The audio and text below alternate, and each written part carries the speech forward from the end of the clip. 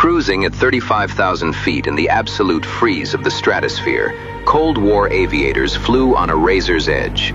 They operated in a perilous aerodynamic window known as Coffin Corner, where a mere 5 knots separated a high-speed Mach buffet from a catastrophic low-speed stall. The Boeing B-47 Stratojet demanded absolute perfection from its 3-man crews.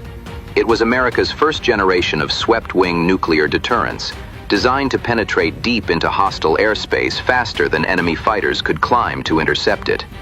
Generating immense thrust but plagued by slow engine spool-up times and high landing speeds, it was a beautiful but unforgiving Leviathan. To launch heavily laden aircraft on combat alerts, crews relied on massive banks of solid fuel rockets, trailing thick black smoke during terrifying minimum interval takeoffs. The Stratojet held the line during the most tense decades of the atomic age, forging a legacy written in supersonic advancements and sobering losses.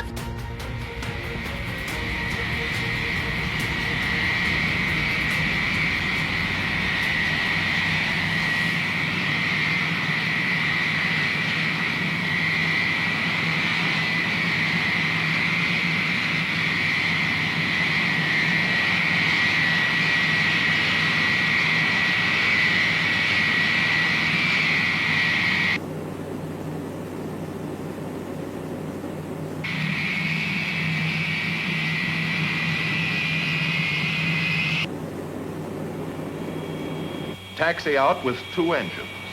The minimum thrust to start a ground roll and still hold down fuel consumption. The problem of directional control while taxiing this airplane is different too. Neither differential braking nor differential engine thrust will steer a tandem gear. So the forward gear is steerable hydraulically with the rudder pedals. The ratio of steering rotation is selected by the pilot. 120-degree swing for towing, 120 degrees for taxiing, and 12 degrees for takeoff and landing.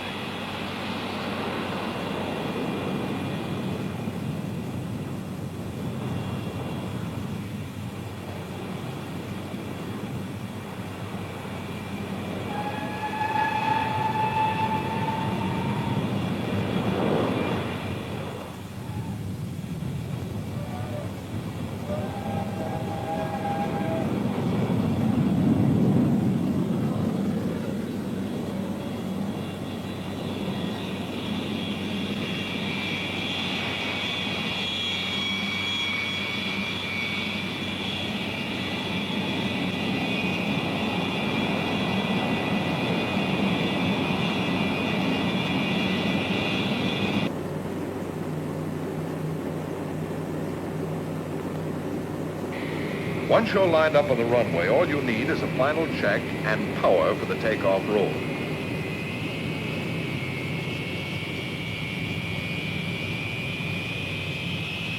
The takeoff attitude of the plane is fixed.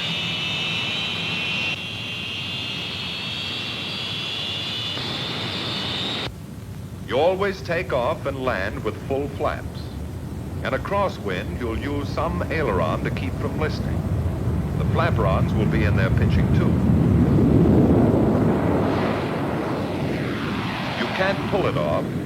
When it's good and ready, the plane will fly off by itself.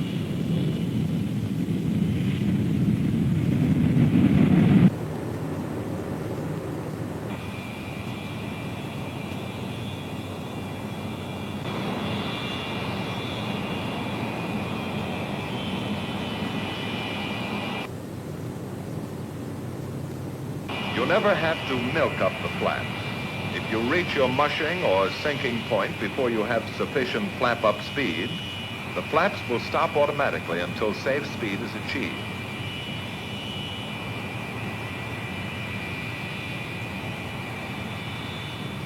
Because of the inefficiency of jet engines at low air speeds, the plane requires a considerably longer ground roll. The airplane was designed to have a maximum gross takeoff weight of over 180,000 pounds. Gross weight, runway elevation, and outside air temperature have a large effect on takeoff distances. So, under certain conditions, the B-47 needs some sort of assistance for takeoff. In your mission plan, you determined your optimum speed for firing the units. When you're ready, they fire simultaneously by a single switch.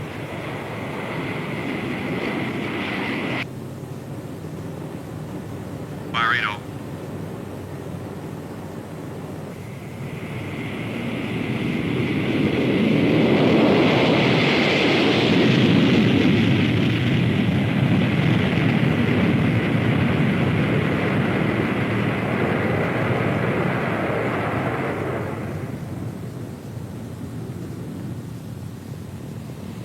Your fuel consumption can be 3 times as great at sea level as at high altitude.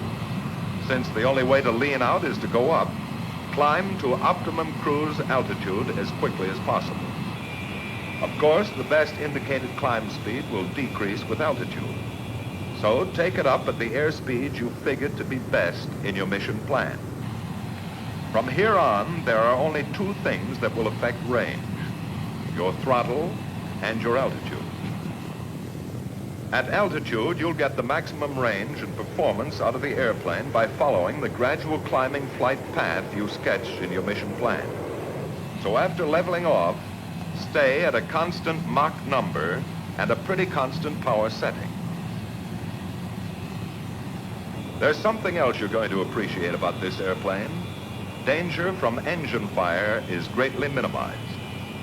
For one thing, all the fuel aboard is in the fuselage. So if you ever have a fire, all you need to do is cut off the flow of the fuel to the engine and isolate the engine with the fire button, and the fire should go out. No CO2 required. In a B-47, you're flying the fastest and safest means of round-trip transportation from a forward base to any target in the world. Speed and altitude are your principal defense. You have a comfortable margin on almost everything else that flies. Many times on your missions, you're going to want it to operate as close to the speed of sound as possible, practical and safe. There's an interesting point about that. One I didn't know about before anyway. It seems a curious old German scientist named Mach discovered that the speed of sound varies with the temperature of still air. Now, generally speaking, as you go up into the higher altitudes, the air gets colder and the speed of sound decreases. In the new group of expressions you'll be picking up around here, the speed of sound is known as Mach 1. Your B-47 is built to safely approach a certain percentage of Mach 1. Knowing how to operate within your allowable percentage is going to help you become one of those ripe old pilots someday. The percentage you are allowed is about as critical as your paycheck. As a matter of fact, your critical speed is called your critical Mach number. The airplane has a purposeful instrument called a Mach meter, which calibrates your true airspeed in terms of Mach. It saves a lot of mileage on your slide rule and lets you know at any time the ratio between the speed you're flying and the speed of sound. For example, at 0.75 Mach, you're moving along at 75% of the speed of sound at your altitude. B-47 stall characteristics are good. They do have one feature, though, that you'd better dig in and learn all about: an aerodynamic effect called buffeting. On the B-47, it amounts to a vibration all over the airplane that can build up to a violent and dangerous shaking under certain conditions. It starts when the smooth airflow across the airfoils begins to separate in any stall. As the flow separation increases, drag increases rapidly, and the airplane begins to buffet. If it gets to an advanced stage, the controls become ineffective. In a high-speed stall, advanced buffeting means that you're on the edge of serious trouble because you're approaching your critical Mach number. All airplanes have a critical Mach number, but very few have the power to reach such a high speed. But the B-47 has more than enough power to reach its critical Mach. To get the most efficient use of the airplane's capabilities, you have to fly at a speed that is very close to your critical Mach number.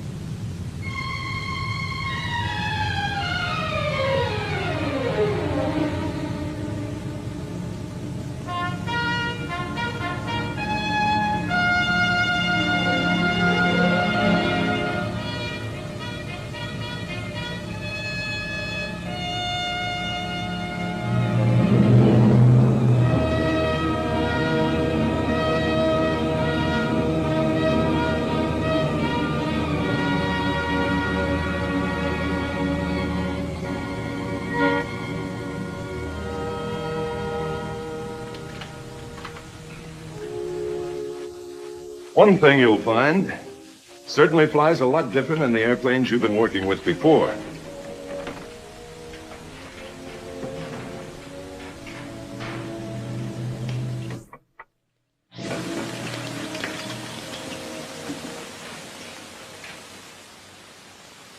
When you get in the front seat, even with an instructor pilot in the rear, you must have full knowledge of the aircraft, its systems, emergency procedures, its capabilities, and limitations. It can pay off with your life sometime. How fast does the B-47 really go? What's the scoop on altitude? Does the swept back wing really stall out easier? What's the range? Wait a minute, fellas. To fly the B-47 safely, you must learn it thoroughly. Believe me, you can't learn it overnight. So absorb all the training you can get. Absorb it thoroughly. Just sit down, fellas. I don't want to scare you. There's nothing mysterious about the B-47. It's a good plane, a safe plane, provided you know what you're doing at all times. It has some new features you're probably not familiar with.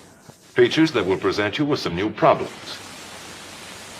To let you meet the B-47 and get you familiar with some of these differences, well, let's go back a little in time. As you all know, in the evolution of weapons, instruments of offense and defense are continuously competing for superiority.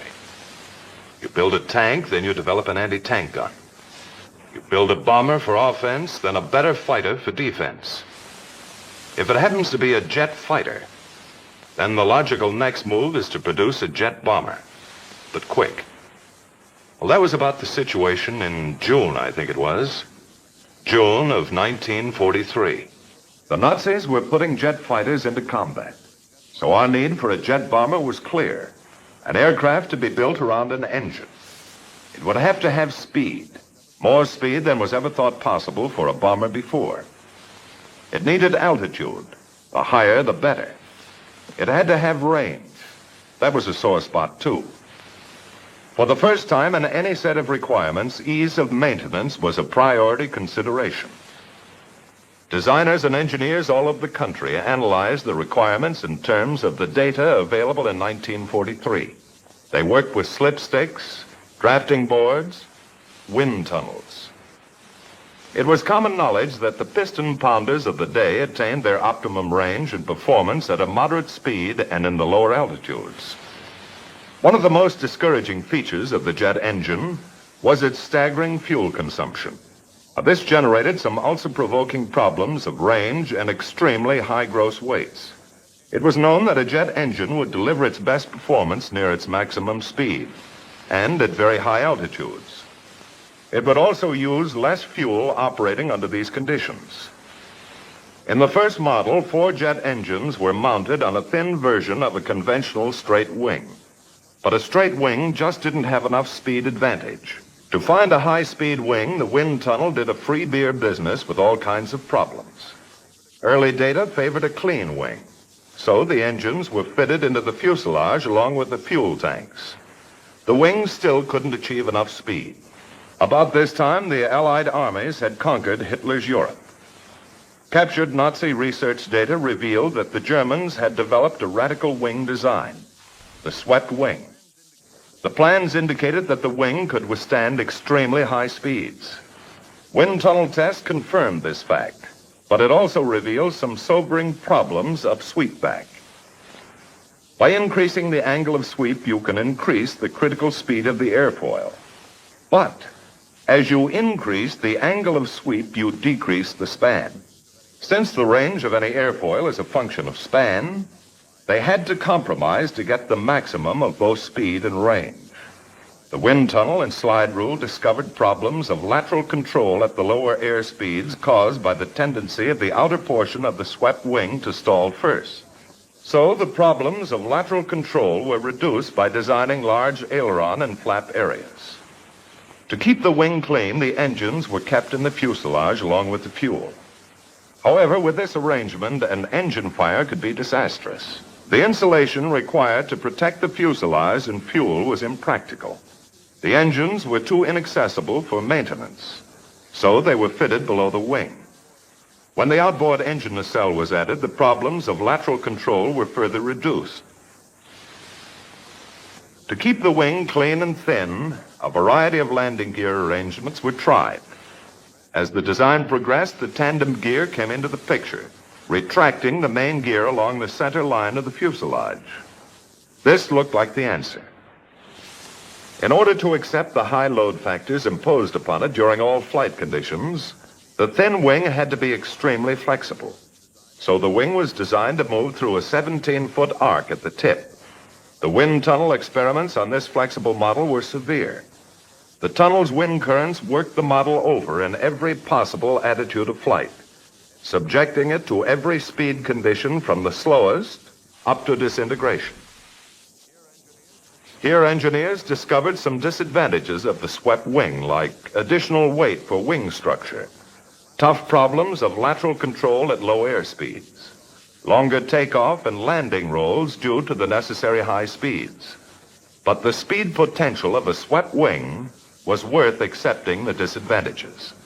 By November 1945, the present configuration and arrangement was pretty well firmed up, and Boeing began to build 2 prototypes incorporating a 35-degree angle of sweep in the wing. On December 17, 1947, 44 years to the day after the Wright brothers made aviation an airborne reality at Kitty Hawk Beach, the jet bomber idea went on trial. The Stratojet was all set to try its wing, and they worked.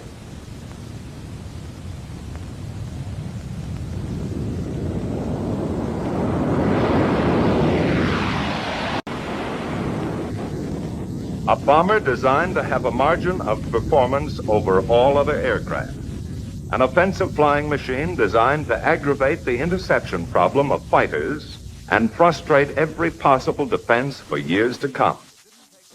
It didn't take long to realize that we had the offensive weapon we ordered, that the Air Force had become landlord of the fastest bomber in the world.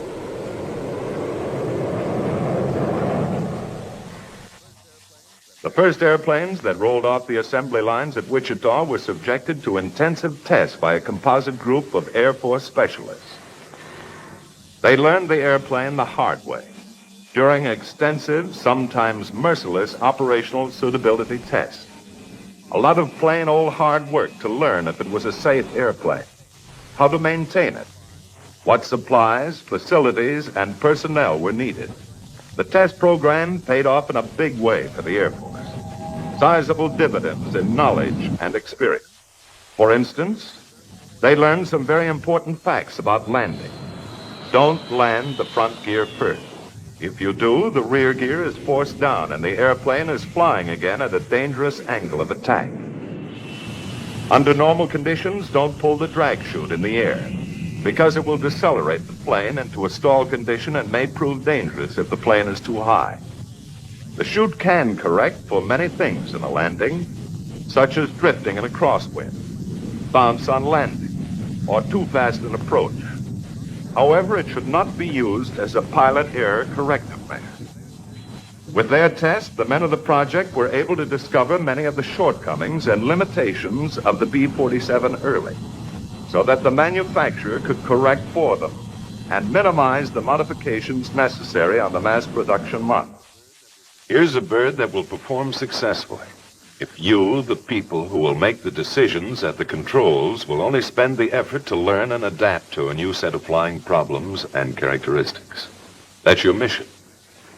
When you've completed that mission, you'll be B-47 crew members yourselves. You know, the B-47 is a pretty outstanding airplane on the ground, too. It's covered with maintenance access panels to help the men behind the flying crews to do their jobs in less time than previous bombers required. Packing that handy drag chute is no problem either. It's almost as easy as putting dirty clothes in a barracks bag. Your B-47 needs an amazing volume of fuel for a long-range operation. In a jet airplane, fuel is a critical item. Every phase of your mission plan, range, endurance, as well as takeoffs and landings, gives fuel quantity a high priority. So your cockpit fuel gauges read in pounds and not in gallons. This lets you know at a glance the weight of the fuel available in your tanks, and what's more important, the amount of power you have to complete your mission. Now that you're here to become B-47 crew members, it won't be long until you find out for yourselves that operating a B-47 is an elaborate and serious enterprise. So you plan seriously for every detail of the mission. Just keep in mind that with the high speed and limited fuel, your mission plan for this aircraft has to be right the first time. Now, actually, a B-47 mission plan is less complicated, but a lot more critical than mission plans for the aircraft you have been flying. Anyone who has flown the airplane on a few missions will tell you that you can get the complete advantages out of every feature of the B-47 if you will plan every phase of its operation. In the air, you know you're going to be your own flight engineer. Even so, planning your missions in a B-47 is really simpler than with previous bombers. You don't have the old string of problems like cowl flaps, mixture controls, manifold pressure, and so forth. But you do have some new problems to consider with the airplane. And you'll have the solution right with you, as standard an item as your oxygen mask and crash helmet. If you're serious with your mission plan, it's like a guarantee in writing that you'll be getting the maximum performance out of the airplane. There's only one altitude for the best range. Since it's based largely on gross weight, your mission plan figures the fuel you're going to use for taxi and takeoff, and during climb to altitude. In order to maintain your optimum altitude at all times, you allow for the rapid decrease in gross weight by use of a climbing flight plan. But with a serious approach to your mission planning, you can pretty accurately estimate all the variables and get the maximum performance from every feature of the airplane. To guarantee that you'll be around to collect some of those fogies you're building up, don't be in too big a hurry when you get out to the airplane. It's never a bad idea to start things off discussing the status of the airplane with the crew chief. He won't be around if you need him upstairs. Flying this brute makes large demands on all the plane driving experience you've ever logged. So don't slough off anything on that exterior inspection.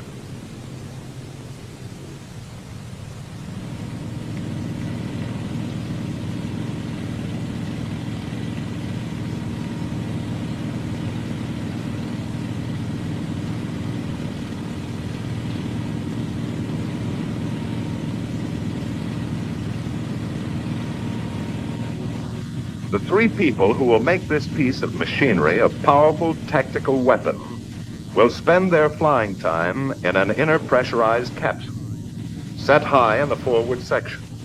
The cockpit checklist is designed to save time and fuel on the ground, because every minute the engine runs on the ground cuts a big chunk off your flying range.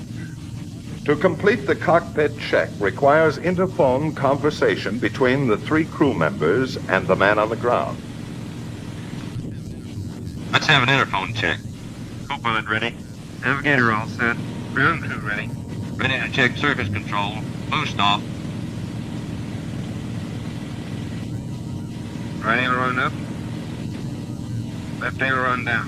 When you're flying at high speeds, the air exerts an extremely heavy force on all the control surfaces. In this airplane, you have the option of greatly reducing the effort involved by cutting in the hydraulic power control system, the boost, to all the control surfaces. The newness of the airplane, with its new pattern of flying characteristics, required a new kind of control surface, the flaperon. They're practically identical to the flaps in every way, but their function is unique. They're available to minimize and perhaps eliminate a potentially serious problem of maneuvering the B-47. The basic problem is simply this. On a swept wing, the center of lift tends always to shift outboard. At low air speeds, in a stall for example, the still air on the top surface of the wing moves toward the wing tips and literally piles up. With the surface power control on, the flaperon, once extended, will rotate upward when the aileron on its side goes up over 5 degrees. The flaperon actually spills the still air before it can pile up and create a serious lateral control problem at low air speeds. You don't have to allow any time for engine warm-up. Once these jets are fired up, they're ready to fly. They do have a mean streak, so clear the danger areas well ahead and behind the engines and go to it. Ready to start number 4. Co-pilot ready. We're on clear and ready. Energizing number 4.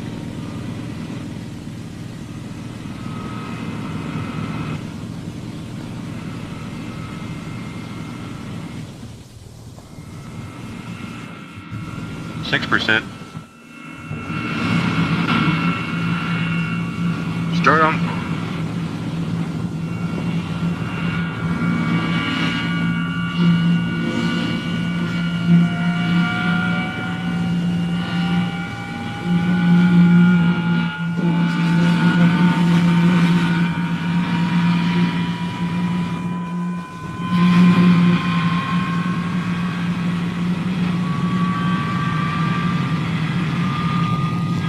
Turn around number 4, ready for 5. Don't be in too big a hurry to get the ball going. There's no easier way to wash out a jet engine than poor starting technique.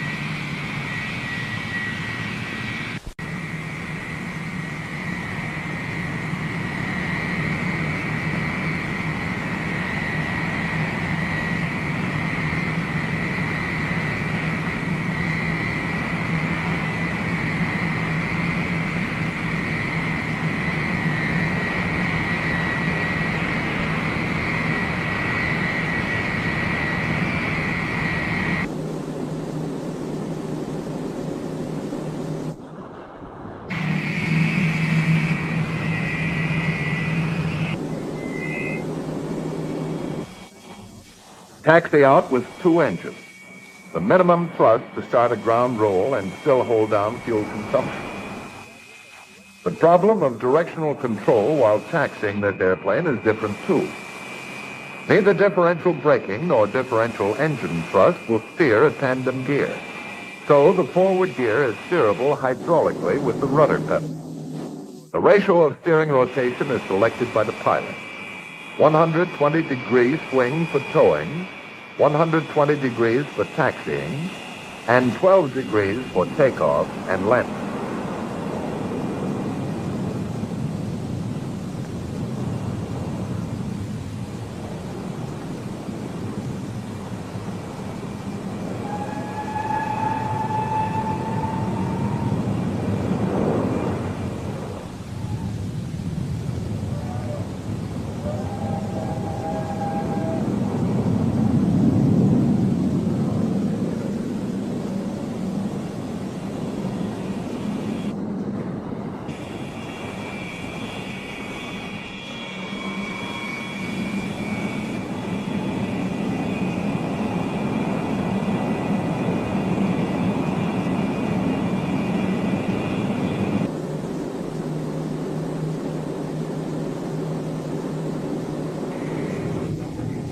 Once you're lined up on the runway, all you need is a final check and power for the takeoff roll.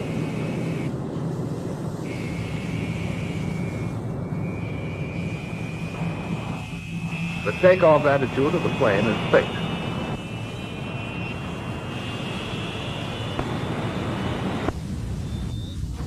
You always take off and land with full flaps. In a crosswind, you'll use some aileron to keep from lifting. The flaperons will be in their pitching tube. If you can't pull it off, when it's good and ready, the plane will fly off by itself.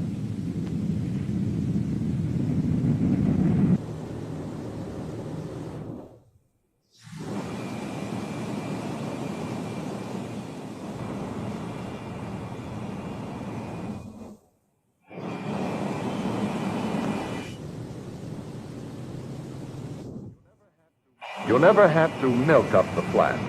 If you reach your mushing or sinking point before you have sufficient flap-up speed, the flaps will stop automatically until safe speed is achieved.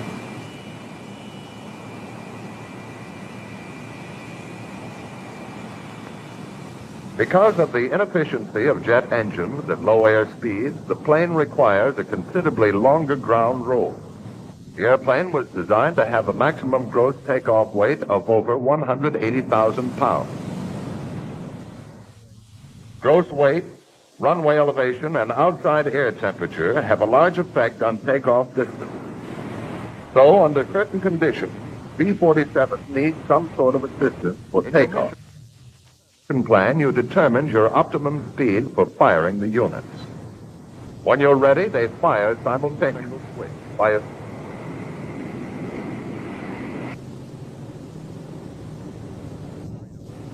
Firing out.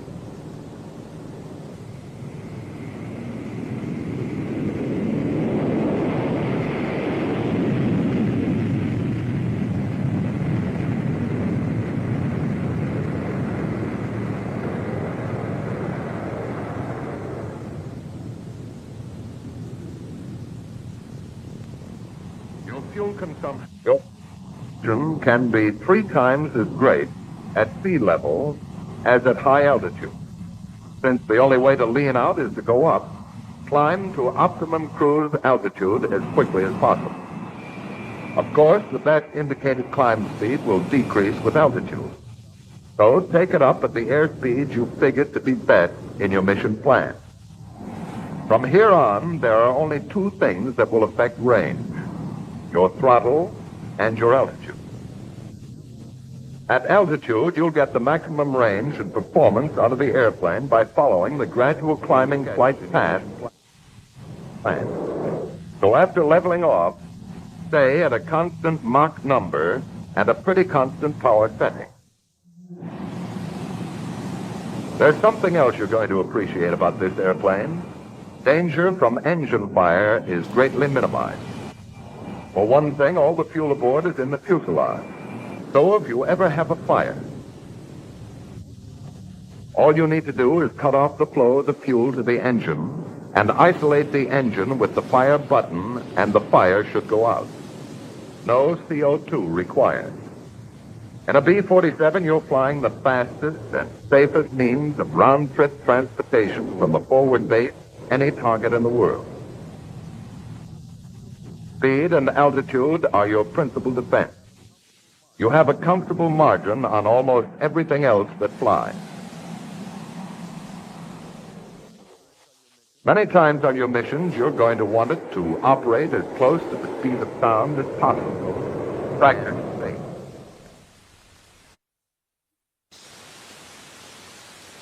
There's an interesting point about that.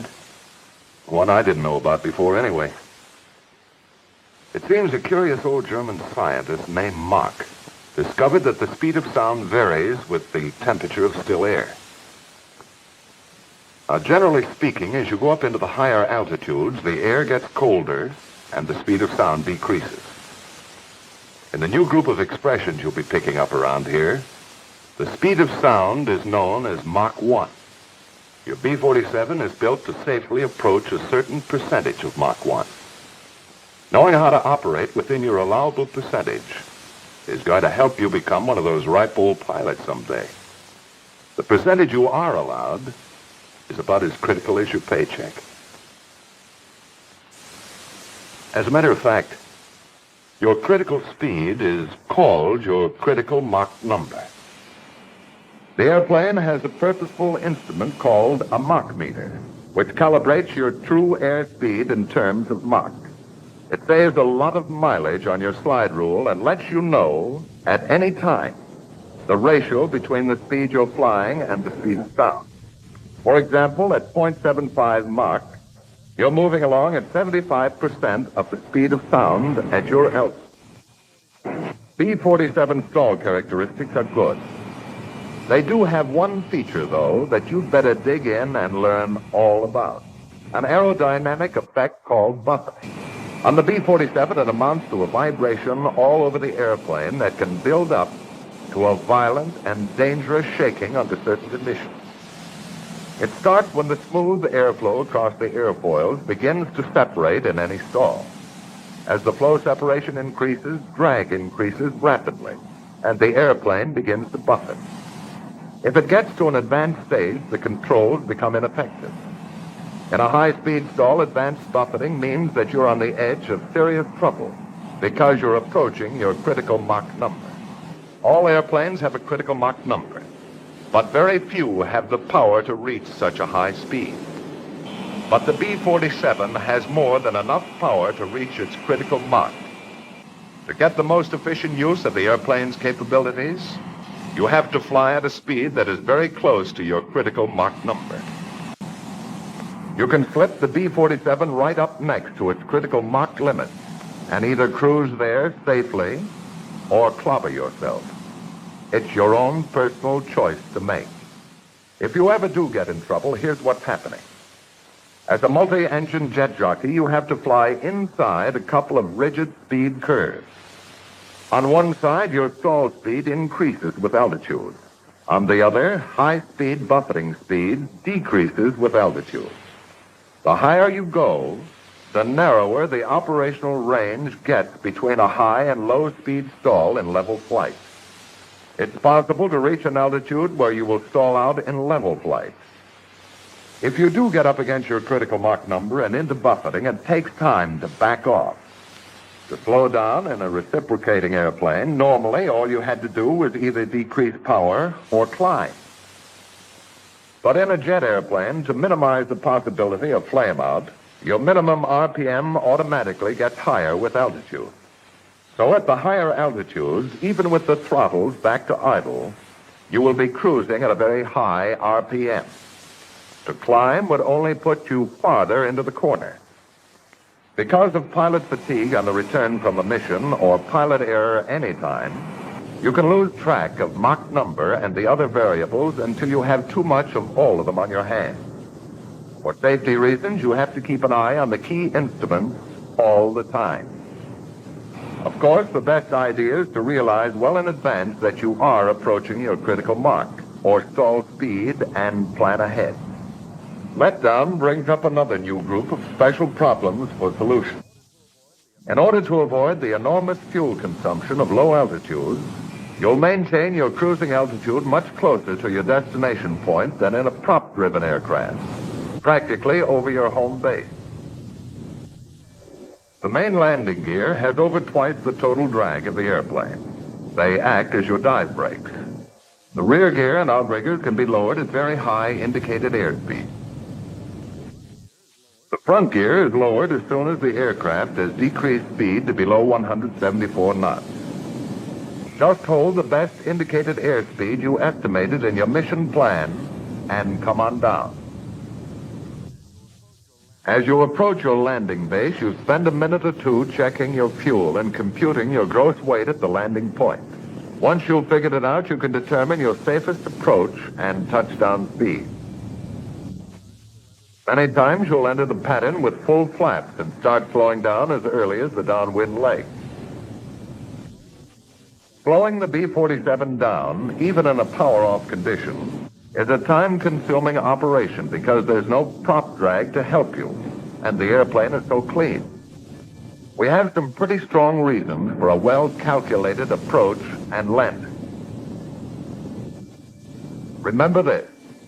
Every 5 knots of excess airspeed costs you 1,000 feet of runway.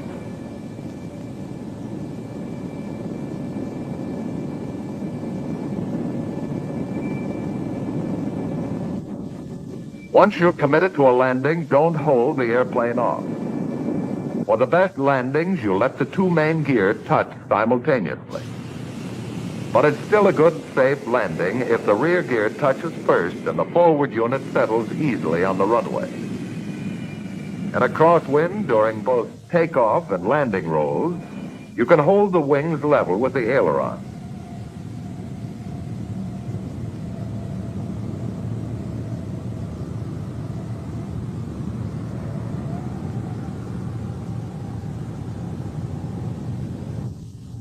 Jet engines produce a sizable thrust, even at idle RPM settings.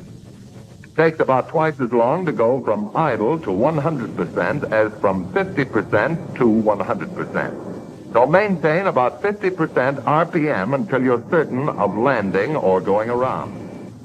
Remember, there's no lift across the wing from propeller.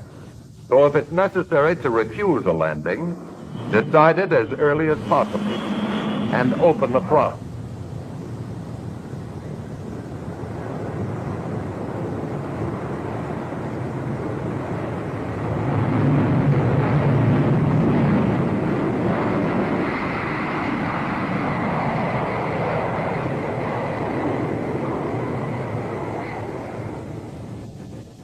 Since approach speeds are very close to actual touchdown speed, fly well ahead of the airplane, all the time.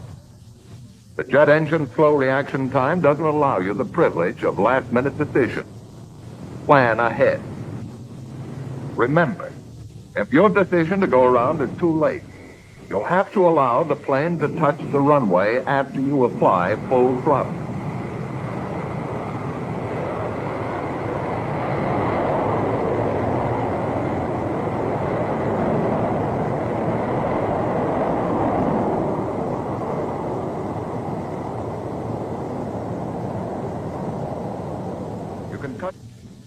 Cut your ground roll almost in half by releasing the drag chute as you contact the runway. Made a lot of good landings and safe landings out of potentially bad or dangerous. Remember, the chute can correct many errors like bounce, deviation in a crosswind, or a landing that's too fast.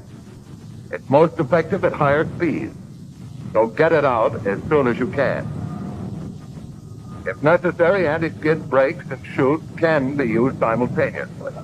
However, it saves a good deal of tire and brake wear if you wait until the plane has decelerated a good deal before applying the brakes.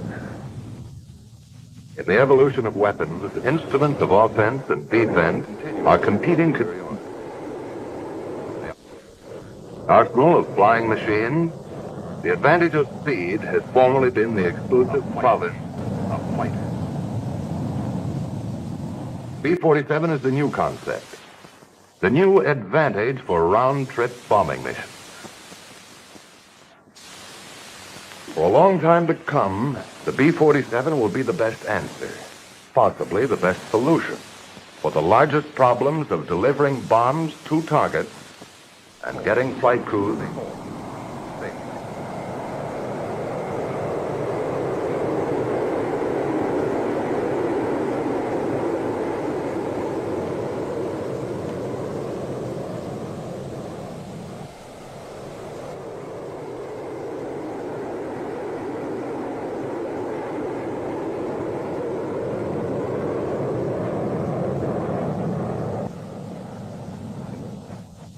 B-47, your greatest asset is speed. And you'll have enough of it at your fingertips to make interception by present-day fighters extremely difficult. The B-47 has a way of flying all its own. It takes a little time and a lot of hard work to master it. But if you honestly like to fly, it's worth it. It's really the best. The Boeing B-47 Stratojet is a retired American long-range, six-engine, turbo-powered strategic bomber designed to fly at high subsonic speed and high altitude to avoid enemy interceptor aircraft. The primary mission of the B-47 was as a nuclear bomber capable of striking targets within the Soviet Union. The Boeing B-47 Stratojet was the perfect strategic weapon for its time, so feared by its enemies that the bomber never had to perform its lethal nuclear mission. Sadly, the B-47 also suffered losses on a scale that would be utterly intolerable today. Over its lifetime, 203 aircraft, or about 10% of the total procured, were lost in crashes, with 464 deaths. The B-47 arose from an informal 1943 requirement for a jet-powered reconnaissance bomber, drawn up by the United States Army Air Forces, or USAAF, to prompt manufacturers to start research into jet bombers. Boeing was among several companies to respond to this request. One of its designs, the Model 424, was basically a scaled-down version of the piston-engined B-29 Superfortress, equipped with 4 jet engines. In 1944, this initial concept evolved into a formal request for proposal to design a new bomber with a maximum speed of 550 miles an hour and a cruise speed of 450 miles an hour, a range of 3,500 miles, and a service ceiling of 45,000 feet. In December of 1944, North American Aviation, Convair, Boeing, and the Glenn Martin Company submitted proposals for the new long-range jet bomber. Wind tunnel testing had shown that the drag from the engine installation of the Model 424 was too high, so Boeing's entry was a revised design, the Model 432, with 4 engines buried in the forward fuselage. The USAAF awarded study contracts to all 4 companies, requiring that the North American and Convair concentrate on 4 engine designs to become the B-45 and the XB-46. While Boeing and Martin were to build 6-engined aircraft, the B-47 and the XB-48. The power plant was to be General Electric's new TG-180 turbojet engine. In May 1945, the von Kaumann mission of the Army Air Forces inspected the secret German aeronautics laboratory near Braunschweig.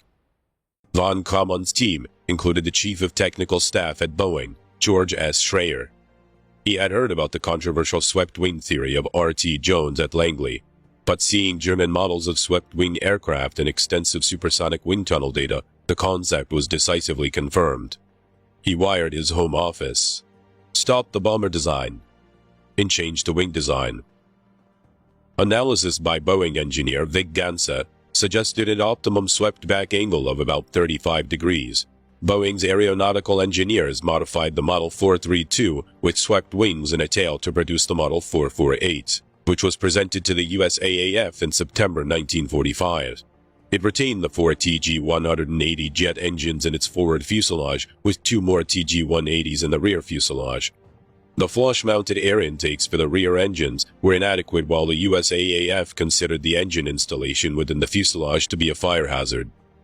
The engines were moved to streamlined pylon-mounted pods under the wings, leading to the next iteration, the Model 450, which featured 2 TG-180s in a twin pod mounted on a pylon about a third of the way outboard on each wing, plus another engine at each wingtip. The Army Air Force liked this new configuration, so Boeing's engines refined it, moving the outer engines further inboard about 3/4 of the wingspan. The fin wings provided no space for tricycle main gear to retract, so would have needed a considerable bulge in the fuselage after the bomb bay for lateral stability. The only way to get a bomb bay long enough for an A-bomb was to use a so-called bicycle landing gear. The 2 main gear assemblies arranged in a tandem configuration and outrigger struts filled to the inboard engine pods. As the landing gear arrangement made rotation impossible, it was designed so that the aircraft rested on the ground at the proper angle for takeoff. Pleased with the refined Model 450 design, in April 1946, the USAAF ordered 2 prototypes to be designated XB-47. Assembly began in June 1947. The first XB-47 was rolled out on September 12, 1947. According to the aviation authors, Bill Gunston and Peter Gilchrist, Boeing subjected the first prototype to one of the most comprehensive ground test programs ever undertaken. The XB-47 prototype flew its first flight on the 17th of December 1947, with test pilots Robert Robbins and Scott Ulster at the controls. It lasted 27 minutes, flying from Boeing Field in Seattle to Moses Lake Airfield in central Washington state. While not experiencing major problems, the emergency hot wire system was needed to raise the flaps and the engine fire warning indicators falsely illuminated. Robbins stated that it had good flight characteristics. Robbins had been skeptical about the XB-47, saying that before his first flight, he had prayed, "Oh God, please help me through the next 2 hours." Robbins soon realized that he had an extraordinary aircraft. Chuck Yeager also flew the XB-47, noting it was so aerodynamically clean that he had difficulty landing on the Edwards Lake bed. In February 1949, Russ Schley and Joe Howell broke all coast-to-coast speed records, flying from Moses Lake Air Force Base to Andrews Air Force Base, averaging 607.8 miles per hour. During an early flight test, the Kennedy came off at high speed, killing pilot Scott Ulster. The aircraft was safely landed by the co-pilot. The accident resulted in a canopy redesign and the hiring of pilot Tex Johnston as chief test pilot. The second XB-47, designation 46066 prototype, first flew on the 21st of July 1948 and, following its delivery to the USAF in December of that year, served as a flying testbed until 1954. Its final destination was Chanute AFB, where it was used as a maintenance and familiarization aircraft. The second prototype was equipped with the more powerful General Electric J-47 GE-3 turbojets. The first prototype was later retrofitted with these engines. Flight testing of the prototypes was careful and methodical, since the design was so new in so many ways. Both XB-47 prototypes were test-flown at Edwards Air Force Base. The first XB-47, designation 46-065, was disassembled and scrapped in 1954, making the second prototype, 46-066, the sole surviving XB-47. In late 2015, the Flight Test Historical Foundation began fundraising to purchase XB-47 for relocation to the Flight Test Museum at Edwards Air Force Base. The purchase was completed in August 2016, and, on September 21st, the aircraft arrived at Edwards Air Force Base for reassembly, restoration, and eventual display at the Flight Test Museum. By mid-1948, the USAF's bomber competition had already been through one iteration, pitting the North American XB-45 against the Convair XB-46. The expectation was that the B-45 production would be terminated if either of the remaining two designs in the competition, the Boeing XB-47 and the Martin XB-48, proved superior. It is sometimes claimed that the final production decision was made as a result of Boeing President Bill Allen inviting USAF General K.B. Wolf, in charge of bomber production, for a ride in the XB-47. A formal contract for 10 aircraft was signed on the 3rd of September 1948. The XB-47, which looked nothing like contemporary bombers, was described by Boeing as a sleek, beautiful outcome that was highly advanced.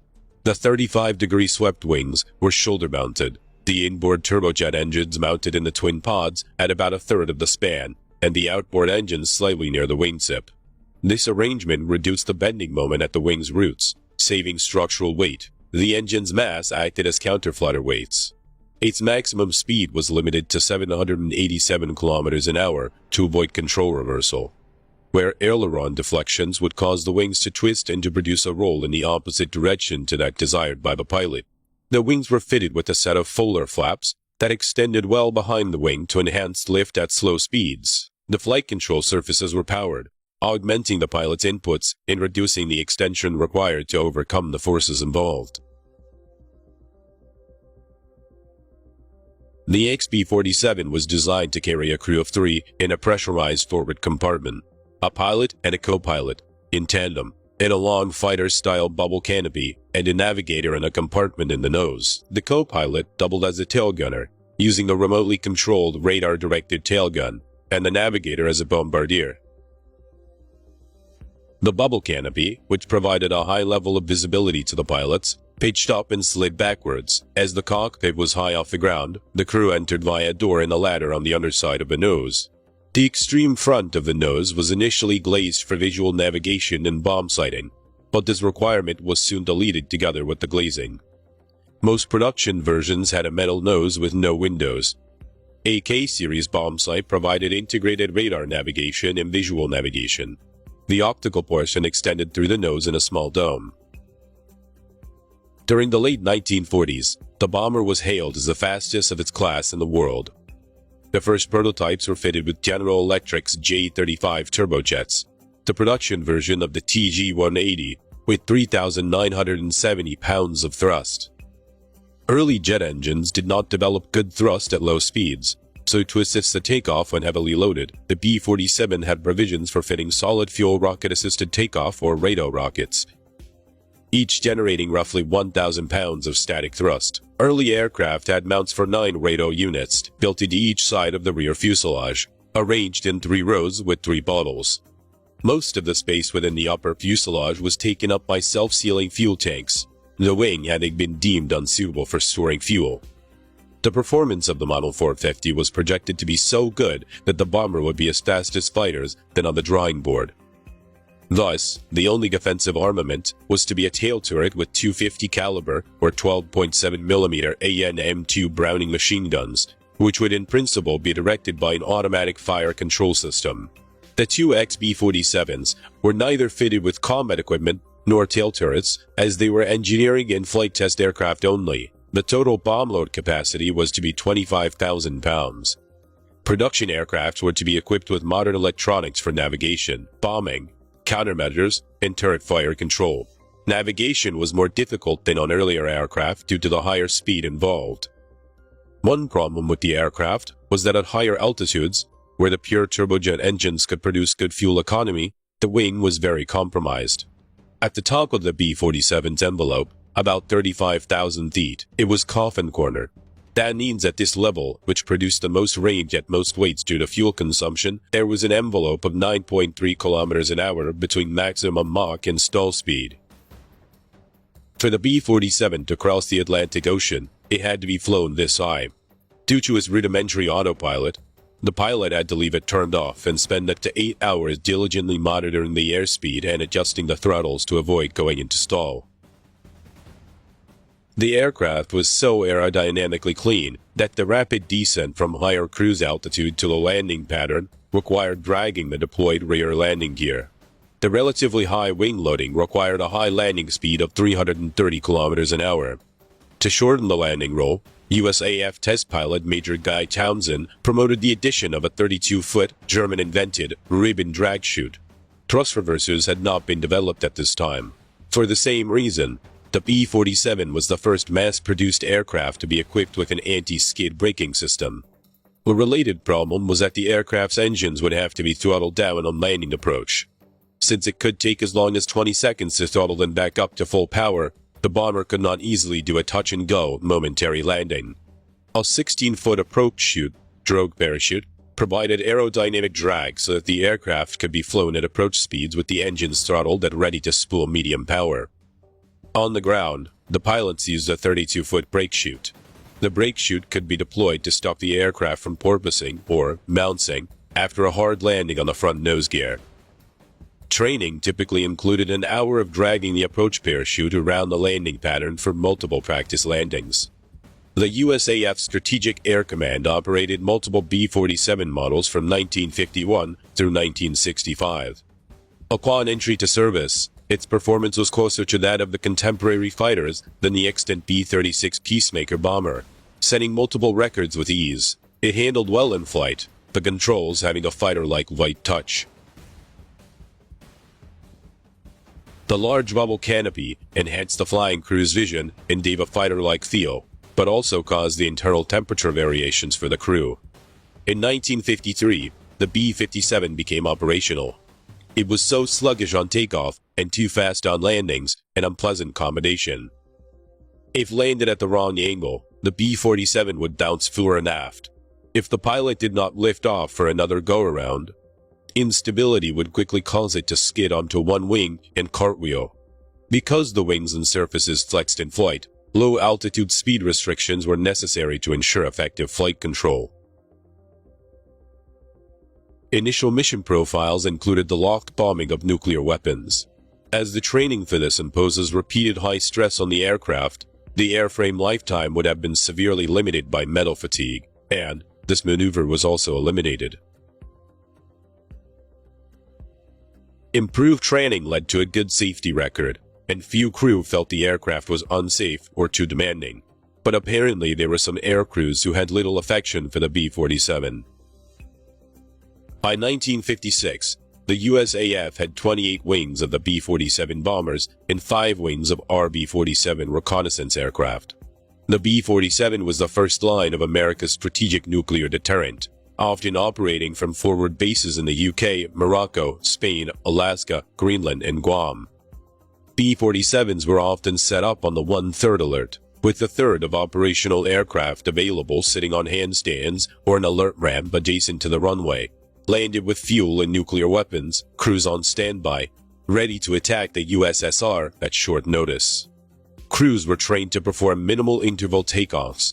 one bomber following another into the air at intervals of as little as 15 seconds to launch as fast as possible. MITO could be hazardous, as the bombers left wingtip vortices and general turbulence behind them. The first-generation turbojet engines, fitted with water injection systems, also created dense black smoke.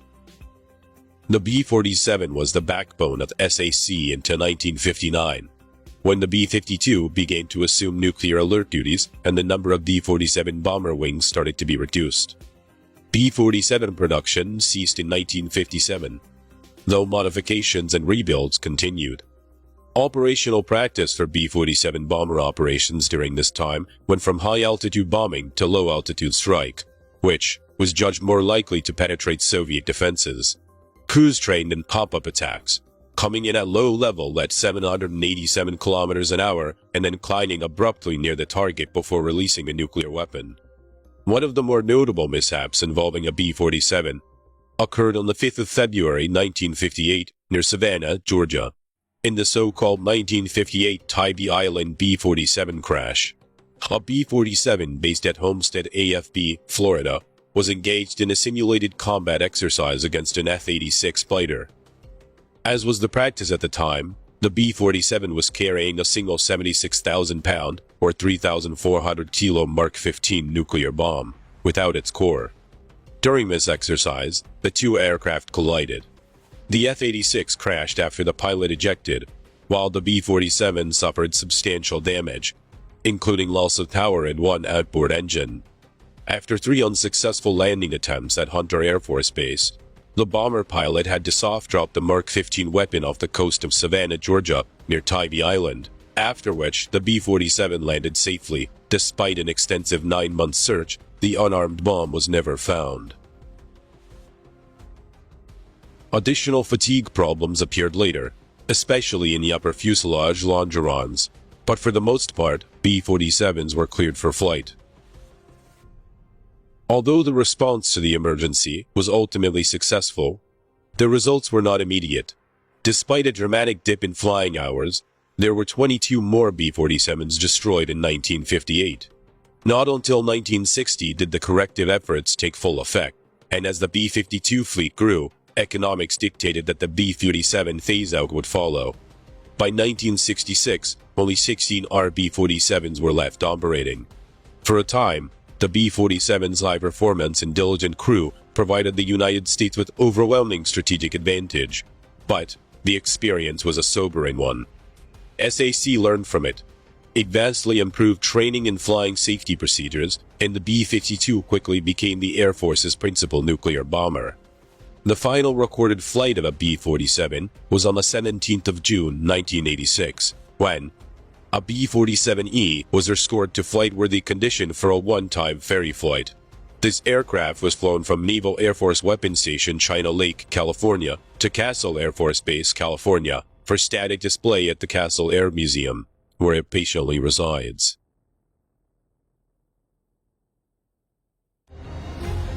Every aircraft has a story that deserves to be told. Don't let these legends fade into the past. Like this video and subscribe to our channel and help us keep aviation history alive.